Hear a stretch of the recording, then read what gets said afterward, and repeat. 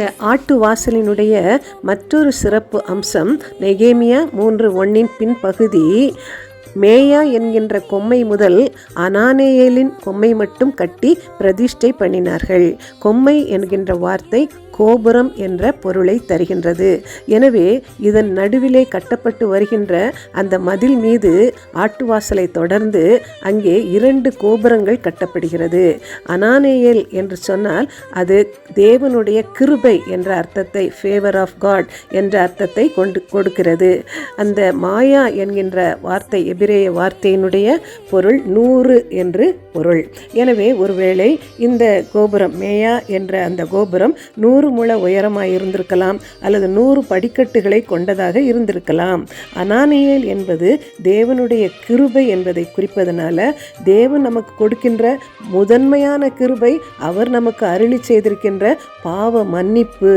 எனவேதான் அங்கே இந்த 2 கோபுரங்கள் அந்த மதிலில், அந்த ரட்சிப்பை தொடர்ந்து அந்த மதில் மீது கட்டப்படுகின்ற 2 கோபுரங்களாக இருக்கின்றது.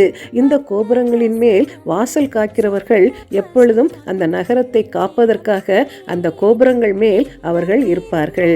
எனவே நம்முடைய ஆவிக்குரிய ஜீவியத்திலேயும் பிசாசு நம்மளை தாக்கி விடாதபடிக்கு எப்பொழுதும் நாம் கண்காணிக்க வேண்டியவர்களாக, அப்படிப்பட்ட ஒரு எச்சரிப்போடு நம்முடைய ஆத்துமாவை, நம்முடைய பக்தி வாழ்க்கையை காவல் காத்து கொள்ள வேண்டியவர்களாக இருக்கிறோம் என்பதைத்தான் இந்த 2 கோபுரங்கள் குறிக்கின்றது. பலி செலுத்தப்படும் ஆடுகள் கடந்து போகின்ற அந்த ஆட்டு வாசலை, அந்த பலியை செலுத்துகின்ற ஆசாரியர்கள் எடுத்து கட்டுவது இதற்கு உண்மையான ஒரு அர்த்தமாக இருக்கின்றது.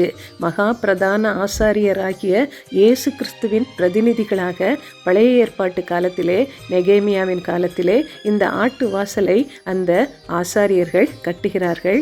இன்றைக்கு நம்முடைய ஆவிக்குரிய ஜீவியத்திலேயும் ஆண்டவராகிய இயேசு கிறிஸ்து நமக்குள் பிரவேசித்து தன்னையே பலியாக கொடுத்ததன் மூலம் நம்முடைய ஆத்மாவை அவர் பரிசுத்தப்படுத்துகின்றார்.